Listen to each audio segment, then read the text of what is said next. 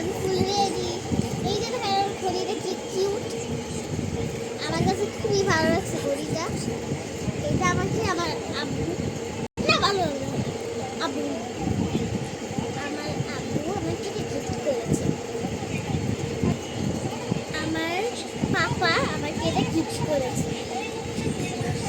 না আমার কাছে কিন্তু খুবই খুবই ভালো লাগছে ঘড়িটা। আর আজকে আমি যাচ্ছি ঘুরতে নিউ মার্কেটে। সবাই ভালো থাকবে, সুস্থ থাকবে, আর সবাই আমার জন্য দোয়া করবে যেন আমি ভালো থাকি সবসময়। আর আল্লাহ হাফেজ। ভিডিওটা